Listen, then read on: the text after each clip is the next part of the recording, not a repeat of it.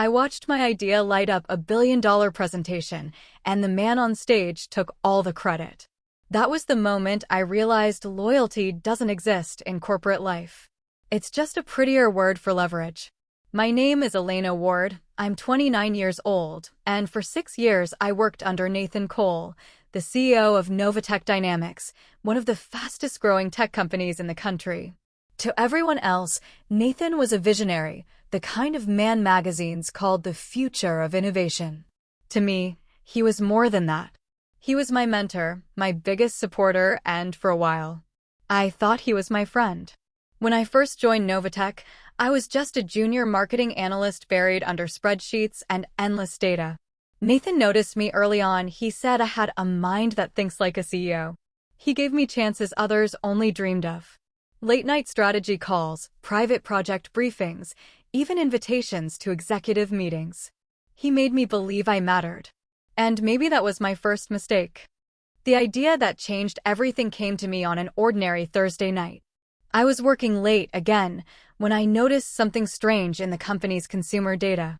There were emotional spikes in user engagement that didn't match any campaign we were running. It hit me like lightning. What if we could build a system that didn't just track consumer behavior but understood it in real time? I called it Sentient, an adaptive AI model that learned human emotion through digital patterns. It could predict what people wanted before they even knew it themselves. When I told Nathan the next morning, his eyes lit up like I'd just handed him the crown jewels. "Elena," he said, leaning forward, "this could change everything." "You realize what you've just built, right?" I laughed, still nervous. "It's just a concept." "No," he interrupted. "It's the future." For the next 2 weeks, we worked side by side refining the prototype. Long nights, empty coffee cups, shared excitement. I'd never felt more alive. He promised we'd present it to the board together. "You'll lead the pitch," he told me. "It's your baby." And I believed him. The morning of the presentation, I remember everything: the smell of espresso from the lobby cafe, the hum of chatter outside the conference room, the nervous energy in my chest. I walked in early, laptop in hand, ready to set up. But Nathan was already there, standing by the projector, surrounded by board members and investors. The screen behind him glowed with a title slide, Project Sentient, a vision by Nathan Cole. My stomach dropped. I froze in the doorway. For a second, I thought maybe it was a placeholder. Maybe he'd surprise everyone and bring me up later. But then he started speaking. "Our newest project," he said confidently, "was born from my desire to humanize artificial intelligence." My desire. He walked them through every detail: the emotional mapping algorithm, the adaptive response model, the user empathy curve. Every feature. Every word. My words. I stood there, smiling, pretending to take notes while my heart sank deeper with each slide. By the end, the room erupted in applause. One of the investors shook his hand and said, "Nathan, this is genius." Genius.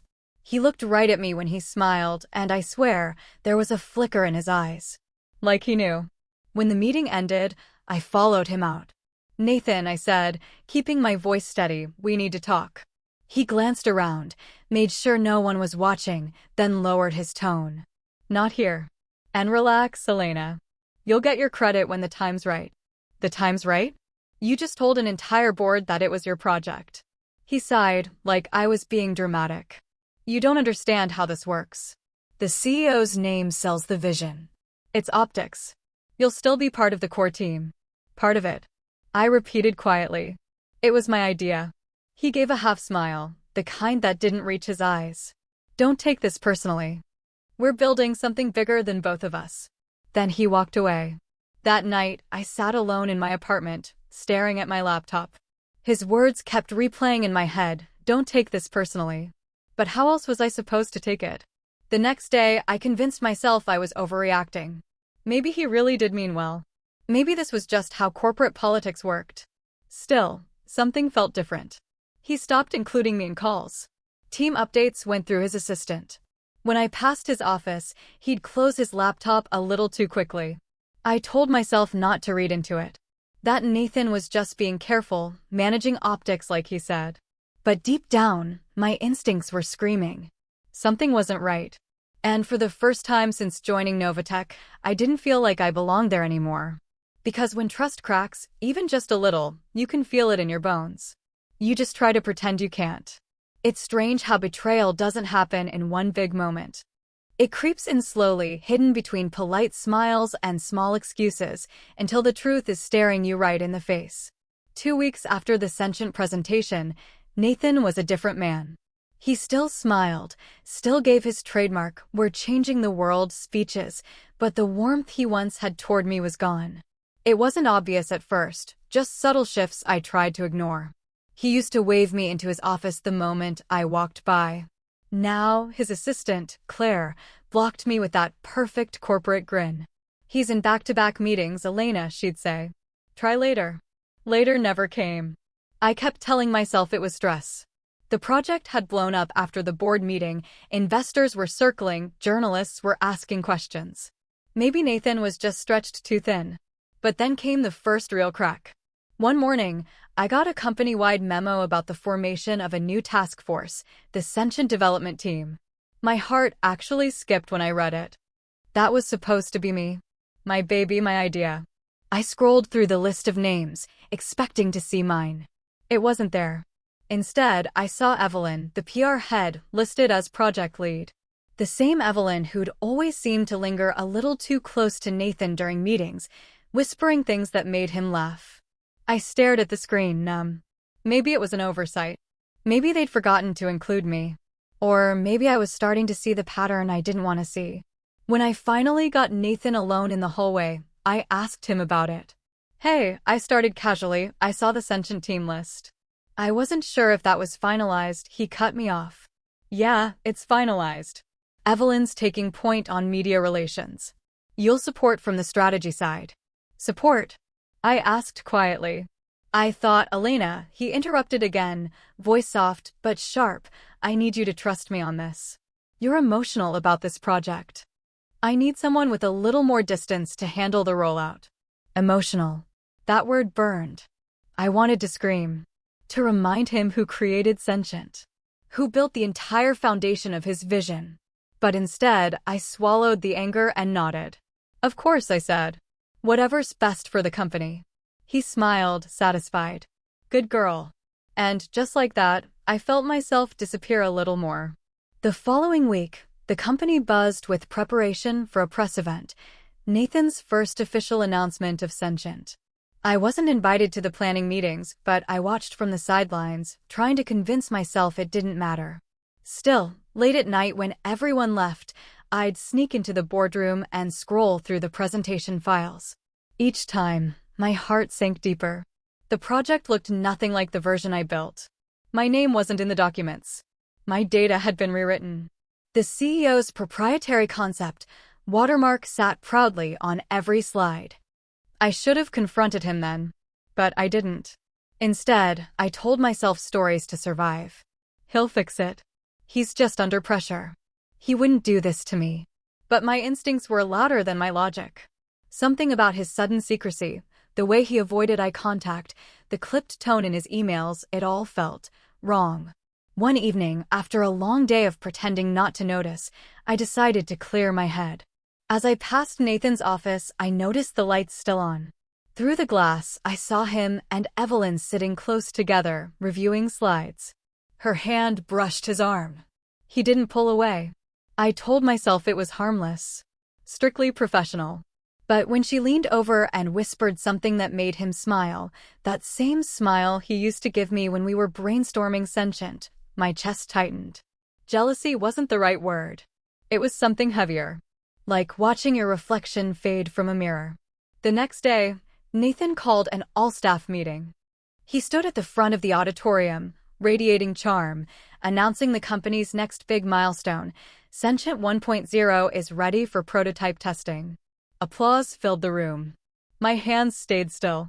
He went on, thanking the incredible team that brought this vision to life, Evelyn, the engineers, the PR staff, everyone but me. When it was over, I approached him quietly. "You didn't mention my name," I said, trying to keep my voice steady. He looked surprised, almost amused. "Elena, you don't need public validation." You're part of this, of course. But let's keep the messaging clean. It's easier when it's one face, one voice. One voice, I repeated, the words bitter on my tongue. He smiled like he was explaining something to a child. Trust me. You'll thank me later. Then he walked away, surrounded by applause, lights, cameras, everything that used to motivate me. And I just stood there, wondering how long I'd been blind. That night, lying awake in my apartment, I replayed every moment in my head. The deleted files. The cold distance. The new task force. Evelyn's laughter in his office. All of it painted a picture I didn't want to see. But even then, I wasn't ready to accept it. Because admitting the truth meant admitting that the man I trusted, the one who taught me everything I knew, had used me. And I wasn't ready to believe that yet. Not quite. Not until he gave me no choice. I used to think betrayal had a sound, maybe the crash of glass or the echo of a slammed door. But it doesn't. It's silent. It arrives quietly when you're too tired to notice. It had been 3 months since Nathan launched Sentient. 3 months since my idea, my concept, my algorithms, my late-night sketches became the centerpiece of Novatech Dynamics' success story. Only no one knew it was mine. The company had exploded overnight. Investors poured in millions. Nathan's face was everywhere, magazine covers, interviews, podcasts. They called him the mind behind Sentient. And me? I was the ghost behind the curtain. Still, I stayed. I told myself I needed to be patient, that my recognition would come eventually. But patience turned to restlessness. Then restlessness became suspicion. Because things weren't adding up. One night, I was staying late again, finishing up a quarterly report, when I heard voices coming from the glass conference room down the hall. The lights were low, but I recognized Nathan's voice immediately. He wasn't alone. I don't care what it costs, he was saying, his tone sharp. We can't let Virion Systems get anywhere near our emotional analytics model. Lock down the patents under my name before they even get a chance to counter. Virion Systems, Novatech's biggest rival. My pulse quickened. Why would he need to lock down patents if they were already secure? The Sentient concept had been filed weeks ago, or so he told me. Then I heard Evelyn's voice, soft but cautious. What about Elena? She's the one who developed the prototype. If she sees the filings, she'll know. She won't, Nathan said flatly. I've already handled it. Her version was wiped clean weeks ago. There's nothing left to trace. My stomach twisted. I pressed a hand to the cold glass of the hallway wall just to steady myself. Handled it. He'd said it so casually, like he was talking about deleting a spam email. But what he'd erased was my work. My creation. I stood there, heart pounding, unable to move. That was it. The confirmation I didn't want but already knew. Nathan hadn't just taken credit for my idea, he'd legally stolen it. I spent the entire night digging through internal servers, old backups, private folders. The more I searched, the worse it got. Every trace of my early drafts, my original datasets, my time-stamped notes, gone. Deleted from company systems. The metadata from the patent documents listed Nathan Cole as the sole inventor of Sentient. No team, no co-contributors, no trace of me. For a long moment, I just sat there staring at the screen. I could barely breathe. All those nights I stayed behind, all those ideas I whispered to him like secrets, they weren't ours. They were mine. And he'd rewritten the story, erasing me one keystroke at a time. My vision blurred. I didn't even realize I was crying until a tear hit the keyboard. How could I have been so stupid? I replayed everything in my head, his early compliments, his late-night encouragements, the way he'd called me partner when he wanted me to trust him. He never meant a word of it. He didn't see me as a partner. He saw me as free labor with good ideas. And I gave him everything. The next morning, I came in early, numb but focused. I needed to see it with my own eyes, the proof. At 6:45 a.m., I slipped into the legal department's archive room. My access card still worked. Inside, I found the patent documentation binder for Project Sentient. There it was, in black ink, inventor, Nathan Cole. Filed by Novatech Dynamics Incorporated. No mention of my name. None. Something inside me cracked, but not in the way I expected. It wasn't a breakdown. It wasn't even sadness. It was something colder, emptier. I felt the tears start, but they didn't last. Because right beneath the heartbreak, something else was waking up. Anger. Not the kind that burns fast and fades. The quiet kind. The dangerous kind. I slid the folder back into place and walked out of that room feeling like a different person. For years, I'd built my entire career on trust, on believing that if you worked hard and stayed loyal, it would pay off. But now I understood the truth. In Nathan's world, loyalty wasn't a virtue. It was a weakness. That evening, I stood outside the company building watching the lights in his office window. He was still there, probably preparing for another interview about his groundbreaking vision. I didn't feel heartbreak anymore. I felt clarity. Every smile, every compliment, every promise, all of it had been manipulation. He hadn't just stolen my idea. He'd stolen years of my belief, my time, my effort, my faith. And I was done pretending not to see it. I didn't know what I was going to do next. Not yet. But for the first time, the thought of revenge didn't scare me. It steadied me. Because if Nathan Cole thought he could erase me from the story I wrote, he was about to learn what happens when the ghost behind the curtain decides to step into the spotlight. There's a strange kind of silence that comes after heartbreak, not peaceful, but hollow. The kind that follows a disaster when you're standing in the wreckage, trying to recognize what's left of you. For days after I found out what Nathan did, I moved through the office like a shadow. Smiling when I had to, speaking when necessary, pretending I didn't see the looks of admiration people gave him for my work. But inside, something had shifted. I wasn't crying anymore. I wasn't asking why. I was planning. The realization came one night when I was sitting alone in my apartment, staring at the whiteboard that used to hold sketches of Sentient's neural mapping system. The board was almost empty now. I'd wiped it clean weeks ago, after Nathan's betrayal started to feel real.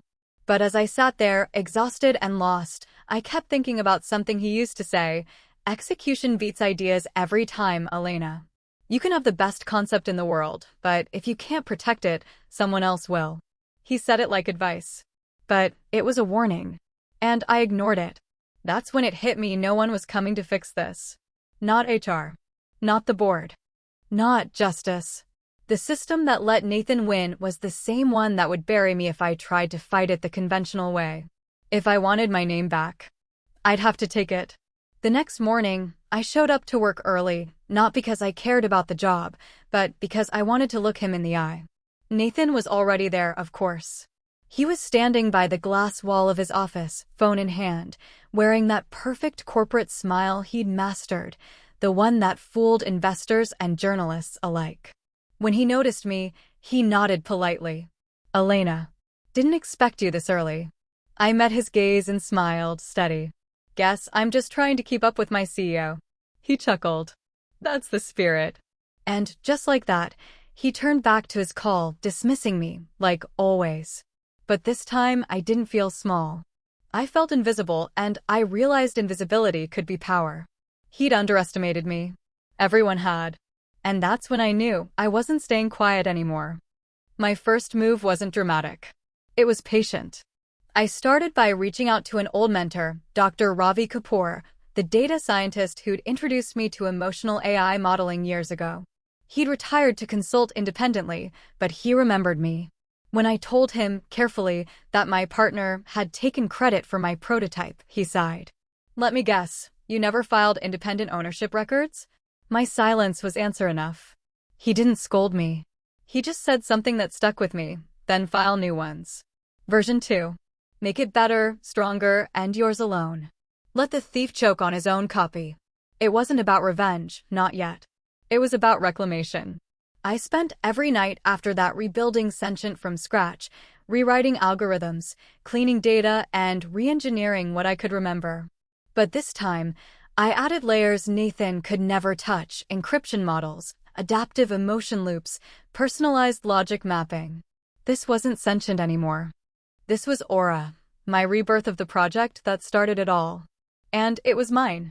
Weeks passed, and with each line of code, I could feel my fear dissolving into focus. There were moments I broke down, nights when I'd stare at the screen and think, what if he's already too powerful? What if this is pointless? But every time I thought about giving up, I remembered his voice in that conference room, saying, "I've handled it. She'll never know." That line became fuel. I started eating better, sleeping better, going to the gym again. Even coworkers began to notice. "Elena, you look different," one of them said. "Lighter." I smiled. "Guess I'm just done being scared." One evening, while leaving the office, I crossed paths with Nathan in the lobby. He looked surprised to see me there that late. "Still burning the midnight oil?" he asked, half grinning. "Some of us have things worth working for," I replied softly. He tilted his head, amused. "That's what I like about you. Loyal to the end." Loyal. The word almost made me laugh. If only he knew. By the time I got home, Aura's framework was nearly complete. I leaned back in my chair, watching the model's emotional prediction loop run flawlessly, smoother than Sentient ever had. I whispered to myself, "No, Nathan. You didn't destroy me. You trained me." For the first time in months, I slept peacefully. When I woke up the next morning, an email was waiting in my inbox. From Virion Systems, Executive Outreach. Subject, Collaboration Inquiry, Emotional AI Research. My heart stopped. The same rival company Nathan was so afraid of losing to was reaching out to me. It felt like fate, or maybe karma, had just knocked on my door. I stared at the screen for a long moment, then smiled slowly. Maybe this was my way to even the scales. And maybe this was just the beginning. They say revenge is a fire that burns hot and fast. I learned it's the opposite, a slow, steady ember that eats away at the foundations until the whole house collapses. After Aura started to hum on my machine and Virion's email sat in my inbox like a dare, I stopped waiting for karma. I made a list. Not of feelings, but of facts I could prove. Not of what I'd lost, but of what I could make undeniable. First rule, don't rush. Nathan believed I was broken. That was my advantage. If he thought I'd crumpled, he'd never see my hands stitching the noose. So I moved like a ghost, present enough to be ignored, invisible enough to be underestimated. I began by building an evidence map. I sketched timelines on the whiteboard, timestamps, meeting invites, server access logs, the nights I stayed late, the drafts I saved on my laptop. Memory is messy, proof is clean. I needed the latter. I reached out quietly to Dr. Kapoor again, not for code, but for credibility. He knew the technical lineage of emotional AI models and, more importantly, he knew legal protocol. He taught me how to preserve artifacts, immutable hashes for my code, encrypted backups with time-stamped commits, verified emails to prove ownership. He became my secret counsel, a calm voice in the dark, make the proof speak louder than the rumor. Next, I whispered to the right person at Virion. Their outreach wasn't accidental. A rival always smells weakness and opportunity. I crafted a backchannel, pseudonymous, encrypted, to present Aura's capabilities without exposing myself. Virion wanted talent and a way to outmaneuver Novatech. I wanted leverage. We were useful to each other. They offered a safe lab, legal support, and a willingness to play the public game I couldn't yet afford. But evidence alone wouldn't shatter Nathan. He'd deny, spin, charm the press. So I layered social strategy over data. I cultivated small allies inside Novatech who already felt small themselves, an overworked junior engineer who'd been shuffled off Sentient's core, an IT admin who loved tidy logs more than office politics, a former HR rep whose conscience had started pricking at odd hours. I was careful, friendly, not pleading, feeding them tiny seeds. Did you ever see Elena's original models? Do backups keep older drafts? Their answers became threads I could pull. Then I set the emotional traps. Nathan was allergic to scandal, but addicted to adoration. He needed proof of loyalty to stand in front of cameras. He needed public affirmation to sleep. So I designed situations where his performance would outpace the truth and force his hand. I leaked a carefully worded rumor, anonymous, plausible, to a junior reporter I'd met months ago. The rumor suggested that Novatech's sentient patent trail had inconsistencies. The reporter bit, not out of malice, but because controversy sells. I watched Nathan do what he does best, posture. He called emergency meetings, arranged private briefings with legal, flashed those smooth reassurances that always calmed investors. Each overreaction left traces, frantic emails, offhand comments on phone calls, orders to scrub servers. I had my forensic team, the IT admin, and one sympathetic engineer, quietly capture logs of those very orders. When a CEO panics, he reveals his fingerprints. Parallel to that, I made Aura better in ways Nathan couldn't replicate overnight. I seeded prototypes with unique, auditable signatures, invisible metadata that only my rebuild would contain. Not only would the code prove lineage, it would show the distinct evolution from sentient to Aura, a map of intellectual inheritance that bore my name in its DNA. If someone tried to claim the new model as derivative of sentient, the signatures would sing, "This is Elena's work." I also played the human game. I let Nathan see me in curated moments, passing smiles in the hallway, casual small talk that implied complacency. "I'm fine," I said when asked. "Working on some side research." He relaxed. He laughed. He told investors I was grateful. Every time he dismissed me publicly, I stored the sting like ammunition. There were darker moves too, ones I hesitated over. I doctored an email exchange, not to lie, but to highlight a truth Nathan had worked hard to erase, his acknowledgement of my early prototype in a private message where he'd called it remarkable and ready to pitch. It was an old thread I'd archived. I simply presented it with context, not fabrication. When used correctly, memory becomes a weapon. When backed by timestamps and witnesses, it becomes a verdict. The legal setup came last. With Virion's counsel and Dr. Kapoor's technical affidavits, we prepared a sealed dossier: patents, code hashes, server logs, witness statements. It was airtight enough to force a legal response and public enough that once opened, Novatech couldn't quietly bury it without inviting suspicion. Every move was deliberate. I kept my face serene while the engine turned. Nathan continued to parade in the spotlight, unbothered, smug in his assumption that I was out of the game. That arrogance made him reckless. On a cold Friday night, I sat in my car outside Novatech, dossier in the passenger seat, and let the weight of what I'd built settle into my bones. This wasn't about triumph or spectacle. It was about truth. It was about reclaiming the story that had been ripped from me. I pictured Nathan asleep, phone on the bedside table, convinced his empire was untouchable. In the quiet that followed, my anger wasn't loud. It was precise. I wasn't a woman trying to break a man. I was a woman returning what he'd stolen. And the first move was about to begin. I learned early on that the loudest thunder happens after you've already planted the lightning rod. The public storm that toppled Nathan didn't arrive as spectacle at first. It arrived as a series of precise, quiet strikes, each one designed to make the whole house of cards tremble. We began on Monday morning. The sealed dossier I'd built with Dr. Kapoor and Virion's counsel was filed with a law firm that specialized in intellectual property theft and corporate fraud. The complaint named Novatech, Nathan Cole, and a series of intentional acts to erase and misattribute intellectual property. The paper itself was meticulous: hashes of code, server access logs with timestamps, archived email threads where Nathan called the prototype remarkable, and internal orders to purge backups. It was the kind of document that smelled like trouble. But legal filings don't make headlines by themselves. For that, we needed a stage and a camera. Virion agreed to a joint press conference framed as a collaboration announcement, a strategic partnership to advance ethical emotional AI. I would present the research. Their team would back the claims. Instead of signing glossy partnership papers, we brought copies of the dossier to the podium.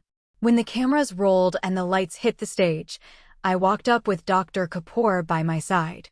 I wore simple clothes, no spectacle, the face of someone who had been through a fire and come out with her eyes open. The reporters leaned in when I said, calmly, "Before we talk about the future, we need to be honest about the past." We played the evidence. The presentation was clinical, side-by-side comparisons of Sentient's original algorithms and Aura's auditable signatures, a timeline showing server accesses, the night files vanished, preserved messages where Nathan explicitly discussed filing patents under his name.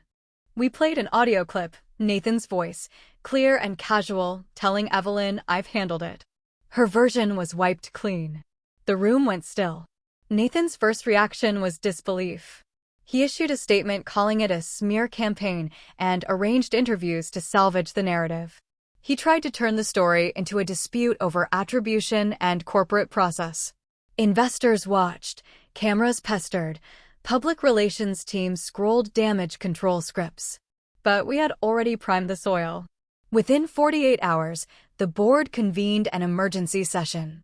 The law firm had sent them a letter demanding preservation of evidence and offering a pathway to mediation or public litigation. The Patent Office opened an inquiry when the metadata we submitted flagged inconsistencies. Virion's legal team filed a motion to join as an interested party, citing attempted obstruction and misrepresentation. The combination of public evidence and legal pressure left Novatech exposed, not just defensible.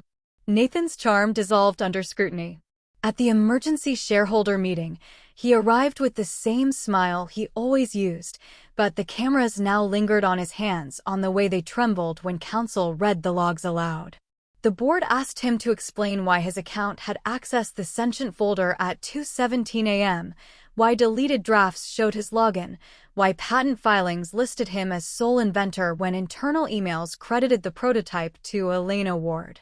He started deflecting, then stammering, the narrative he'd spent months polishing fractured into contradictions.